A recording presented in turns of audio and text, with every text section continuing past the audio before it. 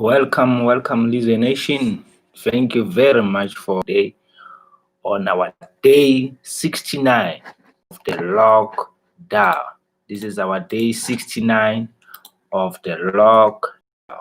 So thank you very much for attending this session, and we really appreciate that. We still say we are very grateful for what we have done for us, for what we have done for our Facebook Live, for what we have done for our YouTube channel, even our TikTok. Thank you very much. We still see a lot of people subscribing to our TikTok channel as well. So we are very appreciative of what in that regard as well. So thank you very much. We welcome you today.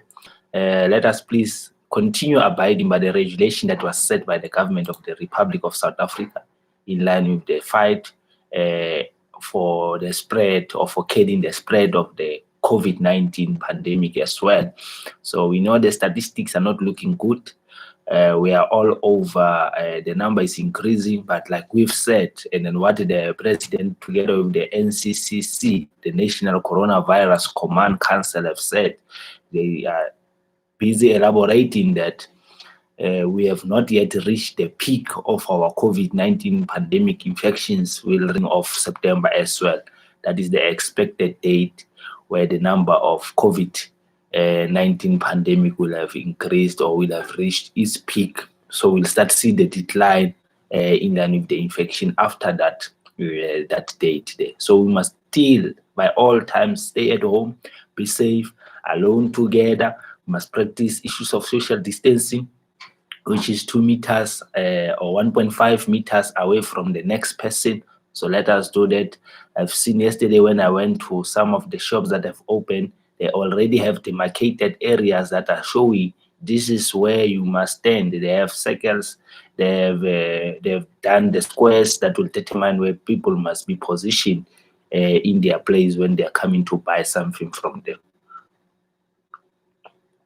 So we thank you very much. Let us spread the message of the nation. Let us spread the message of CDC and CID as well in this regard to make sure that everyone is safe. Let us abide. Let us please make sure that we stay at home and then we wash our hands regularly for 20 seconds with water and soap. We make sure that if we do not have water and soap, we use a hand sanitizer, an alcohol-based hand sanitizer. We must always, by all means, avoid crowded areas. Let us make sure that when we cough into our elbow or a tissue, and then we always listen to good news, not fake news, because fake news as well, they are exploiting, they are taking their time now to do whatever they want to do to mislead people. So let us only listen to reliable sources like John Hopkins University, where they will give you the statistics of people that have been infected, that are having the COVID-19 in them. And then we are very saddened by what is happening in other countries, especially the USA, where there are issues of riots, but we know what caused the issues of riots is the people that are judged based on their race, and then it's been happening in America for a long time. And then we want matter too, not only white lives, but black lives matters too as well. So what is happening in America is something that needs that is taking the American nation back to the era of Martin Luther, Dr. Martin's side, where other nations have been marginalized. We do not encourage racism. We want equal opportunities, equal everything. Everyone deserves to be treated right. They deserve to be treated equally. You cannot have some other group superior than the other groups. So I think with that being said, I've dealt with the issues that is happening in America. I've dealt with the issues that is happening in our country. Remember, every Wednesday, what we do is we share our story. We come live on YouTube channel. We come live on Facebook channel or Facebook Live, and then we share our story. Where have we been? So there's something that I've been sitting around and thinking that has been happening with the education or the Department of Basic Education, DBE. So your DBE, Department of Basic Education, they had a plan. We've been taken through their shoulders or in confidence with them for the past 4 weeks, where they've been doing the media briefing. They were sent back because the nation was not happy when they wanted the school to open haphazardly. And then they went back, and then the portfolio committee as well decided, no, this is not a good plan. You must go back and repolish your plan and then come and take the nation into confidence. So they came back, and then they decided that on the 1st of June, the grade 7 and the grade 12 will open the schools. And then they had a plan that they had that was saying, we'll have SMT coming to the school principal will come to the school, and then the SMT will come as well to the school. And then from that, we'll have a arrival of PPE, arrival of the contractor that will come and do the sanitation of the classrooms, sanitation of the floors and all of those, sanitation of the passages or the pathway at the school, and all of that was put in perspective. It was well written, it was well gazetted, and everyone was happy. But now there comes the problem. You always get this, even in engineering you get this.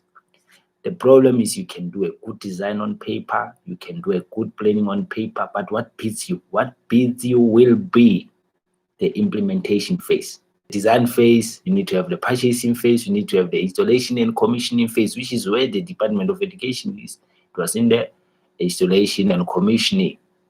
And then there will come an operation and maintenance of whatever has been brought to them. So they were busy with the design. They've done the design phase. They've done it properly in terms of the life cycle of the equipment.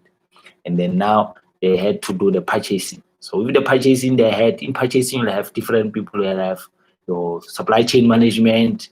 The policy there, if you do not allow the policy to give you what you want, you'll be that will tremendously beat you as well in your own game. So the supply chain procedure was not determined because it was supposed to be determined properly to say we are having a 24-hour delivery with this supplier. But because the work is so much, that supplier is not going to cope. Because remember, they were coping now when they were alone, they were only delivering to a certain province, but now they have to deliver to the whole nation. So is that going to happen? That didn't happen. So instead of going to the contractor and say, you know what, this project was your project, but because now the cake is big, let us call other people that are going to expedite this. We want this material to be on site. So let us call other guys to come and help you in terms of the expediting and delivery, so that when we say we are installing and commissioning, because remember, once the PPE get on site, the Department of Basic Education has never done this. They've never had safety meetings where they teach us how to use the PPE. To do that, once the material is there, they've realized that their stock control is done properly. The material that is supposed to come to every school, depending on the section in line with that school, all the materials arrive, because remember, section will be determined by the number of learners that are at a particular school. So, and then the teachers as well must be included in terms of the PPE that will be there, your hand sanitizer that must be provided, your water and sanitation tankers in this regard. So those are the things and the aspects that they had to go through. So I say the design phase was done. Design, you can do it proper, even on paper. We as engineers, we do design proper on paper. But when it comes to implementation, it always becomes a problem. And then what happens if you are waiting for material that are coming from other countries that will come after 4 weeks or 7 weeks? So they unanticipated the process of design and the process of installation and commissioning. That is what they unanticipated. They were thinking that things will be smooth. So were they in control? No, they were not in control, because they've never dealt with the situations. They've never dealt with the procedures. They've never dealt with this. This is the first time that they've dealt with. So are they having special advisors?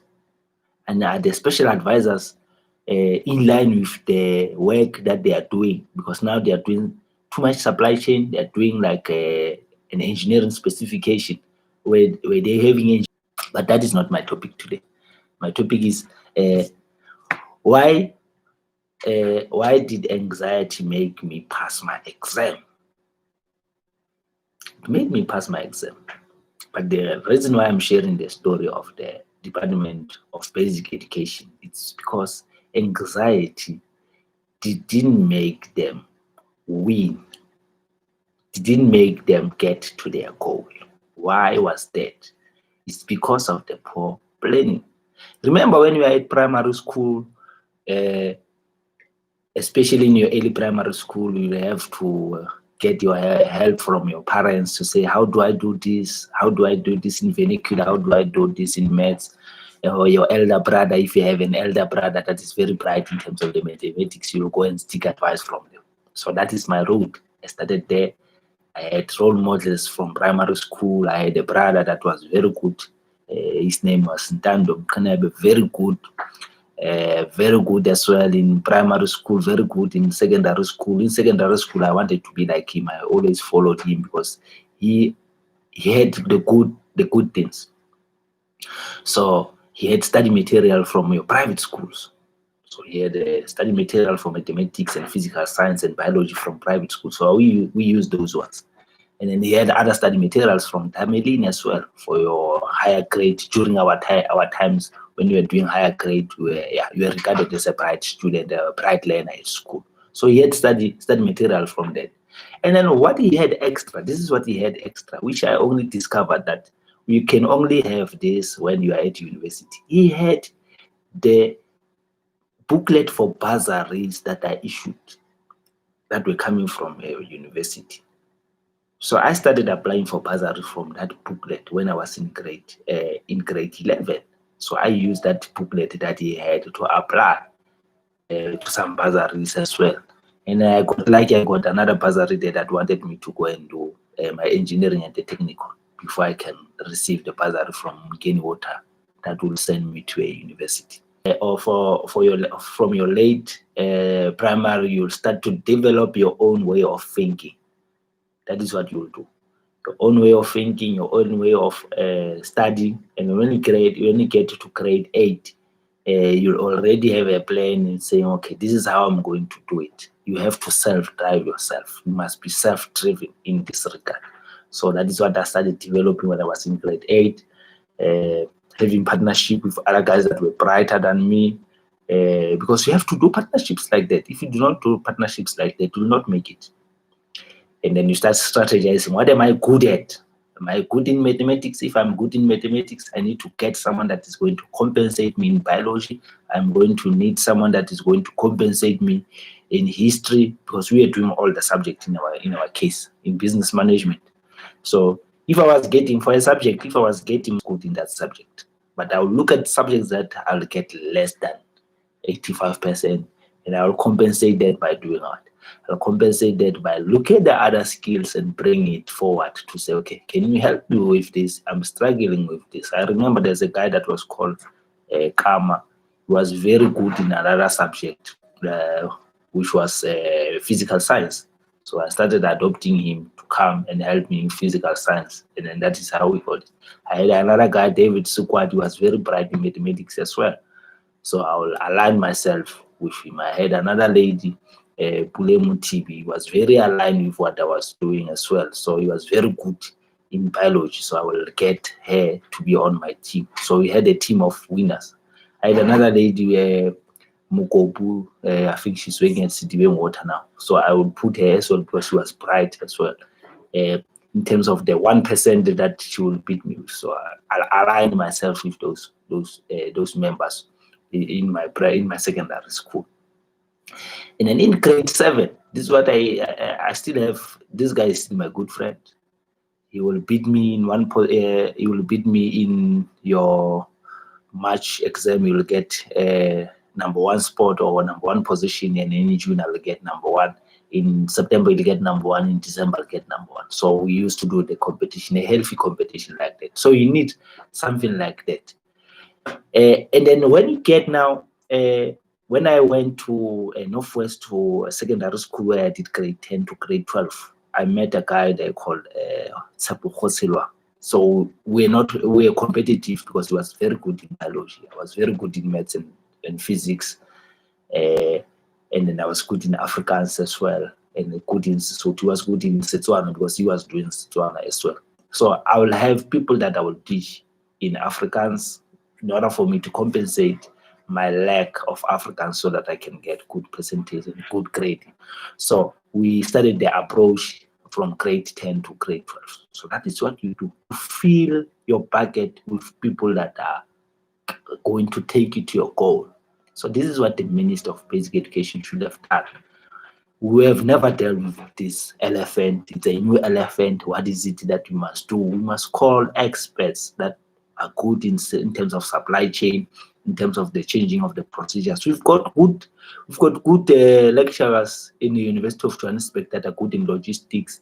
We've got guys that have been doing logistics at organizations that will want to give to the department free of charge. They should have called for those expertise to come in. But I guess anxiety made them think that they will reach that goal. We will reach it. But what encouraged this anxiety that they had was the amount or the concerns that the parents were having. So they forgot to follow suit. What is it that needed to happen as well? So we're still hearing the report that says 90% of the schools are prepared. But if you look at the different province that is saying we've been ready, is the Western Cape province in terms of the school reopening. What is their structure? What is their strategy? They could have adapted from the Western Cape as well. But we know, I think that that is a politics that are playing at hand in that regard. So when you go into university, whatever you've been doing, whatever your plans that you've been doing, when you get to university, everything changes dramatically. It changes because you need to now develop a set of classes from 6 to 7:30. And I used to have, in primary school, I never had those classes, but in secondary school, I started having classes from 6 a.m. When my mother left to work, I will leave as well to school. I had the keys to the school, the keys to the classroom where I will be studying, where the learners will find me in class already preparing for the day or already ahead of the subject. And then what the teacher will do is will just iron through what I've already passed on. And then if I have a concern, I will ask the question in a class as well.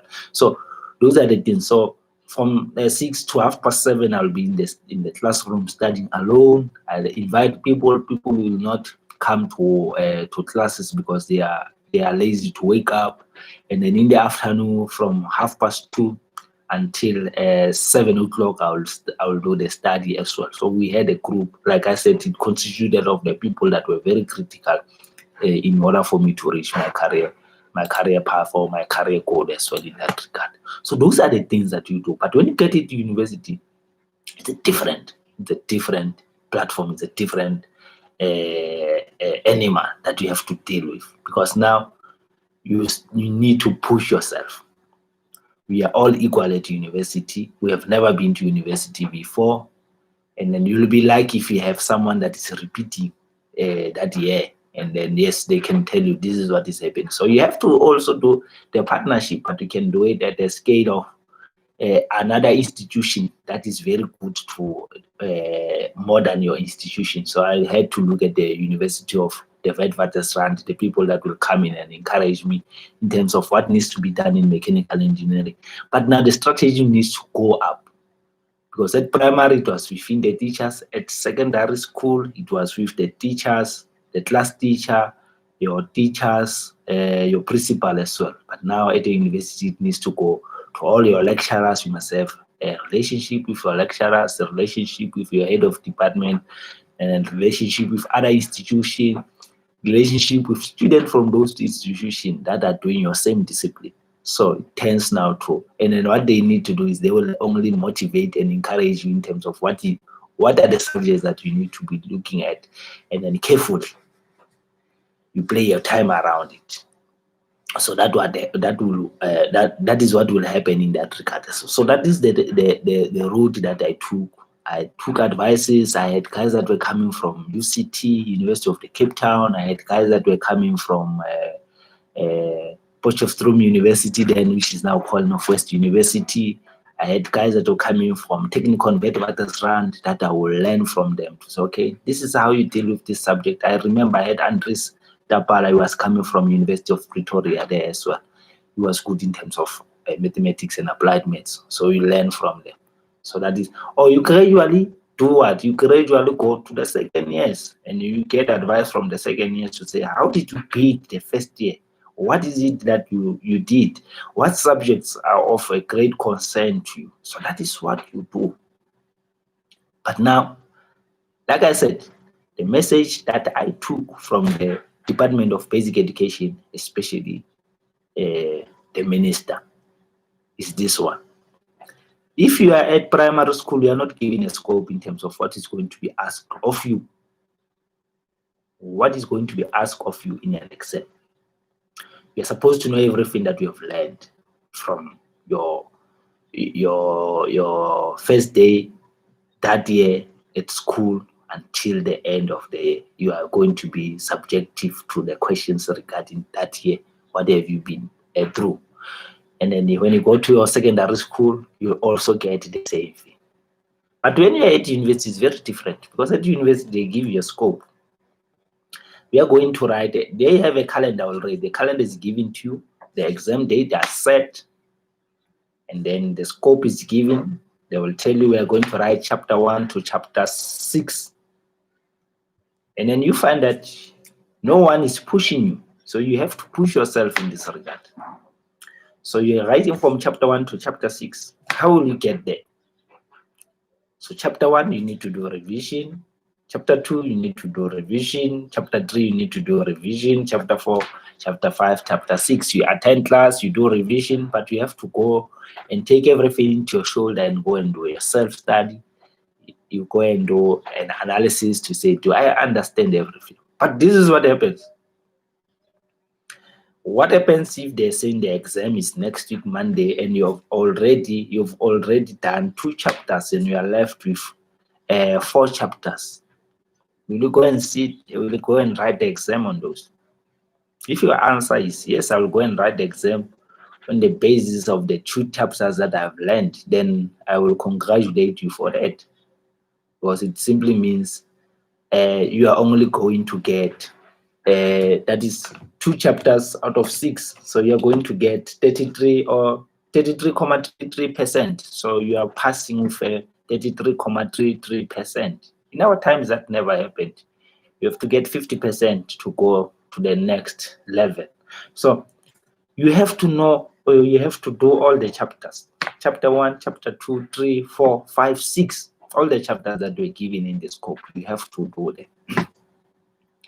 So what will determine the duration that you're taking will depend on your understanding of every chapter. So it is best if you can now integrate it and say, chapter 1, chapter 2, which chapters am I good at? Who is the other colleague of mine that is good at another chapter? Like they could have done. What is it that we are lacking? How did Western Cape survive to do 100% preparation? Can we do that as well? Can we be like the Western Cape? How can they help us? So that is what we do. You start now formalizing a team. You start now looking at the study guides. You start now saying, this employee or this colleague of mine is good in chapter 1. I'm good in chapter 2. Who's good in chapter 3? So that we can come and summarize it. So it all depends on your preparation. Your preparation. When you prepare, do you give one person to prepare or you work as a team? So if you work as a team, then you can win this. But if you work individually and you want to cover all the 3 chapters and you are only left with a week to cover those, it is impossible. So it's mission impossible. So that anxiety, because of the system, the element that they had, the metric results that they will release on time, dragged their feet because they only trusted their internal processes, their internal steps. So that is what happens at university. You cannot trust your internal processes. I said internal processes that they stop operating when you are finishing your grade 12. When you go to university, you have to now to trust, because remember, what is the university? University is there to teach you how to work with other people, to teach you how to work as a team. So you cannot work as a team if you are only alone together. You're doing it on your own. You have to be alone together, but communicate with other disciplines. Remember, if I'm doing mechanical engineering, someone is doing civil engineering, somewhere, somehow we are going to meet, because I will need to design a mechanical component that is empty loaded or full loaded, and then the civil guy must take that, and the structural must take the structural engineer must take that and design it for the conditions that I've set. But those conditions are not set by me, they are set by the process engineer. So you see, now it's a teamwork. We are all coming together. So the Department of Education should have done it the same way as well, coordinated with everyone. I said logistics, I talked about engineers, I talked about planners. You should have planners in there. Yes, they were doing logistics better with one company, which was 24 delivery service. But is it going to work? Is it feasible? Now it's not feasible. Is it going to work for me to write an exam of 6 chapters and then I do not use the experts of other students? I must use the experts of other students. Their contribution can be tremendous in terms of my survival, because you'll find that chapter 6 might make 40% of the exam. So if I only understand chapter 1 to chapter 2, it means I'm not even halfway there, because that chapter, it means I'm losing 40%. If I don't know chapter 5, it means I'm losing another 15%. So it depends on where you are. How do you strategize your condition to allow you to be where you are? So anxiety seems to be killing a cat in this case, because we are saying, I'm anxious, I will make a goal, I'm anxious, I will get there. But how? What is my implementation process? How will I get there? Will I reach 200,000 people that I want to empower in terms of them having the freedom lifestyle that they want to live? If I'm only doing it and I'm not visible, I must be visible. I must be living a life where people will see that, no, we want to be like Lizzo. We want to be like, we aspire to be like him. If he's the first guy at university, you know, when you live with people, you must leave a trend. You must have a mark. When you live with students, when you get to university and there's a Nokia 3310 that is coming out, and then you want to be a trendsetter, you must buy it first. So that is what you do. You set a trend. You must be a leader. People must follow you. You must be advanced in technology. So that is what you need to do. When you say, I have a plan, and your plan fails, or you postpone at the edge of you being having to deliver, then that shatters your credibility from 10 to 0. This is what it does. It makes you a non-planner. It makes you a failed person. So do you want to be there? If we have expertise in our departments, we don't want that. We don't want to be seen as failures. So let us use the resources that we have at our disposal, because now this is the time for us to work together. We can work together with the experts. Let's call the experts in. They will advise us in terms of how we are going to do it. We've got experts that are coming in terms of logistics. I'm always concerned about logistics, because logistics is a tremendous or plays a tremendous role in terms of the delivery of your PPE that you want, your hand sanitizers, in all the 3,000 something schools that we have in South Africa that needed a service of the Department of Basic Education in terms of the PPEs. So you have to involve and win the stakeholders as well. All the stakeholders must be incorporated. You cannot do it alone, because it does not require you to have your internal staff. It requires you to go an extra mile, to have everyone on board. When you do, for example, the Department of Basic Education should have done the equipment life cycle in terms of the PPE life cycle in terms of the delivery to their district, the delivery to their actual school. How will they do the control of those to check whether they've been delivered?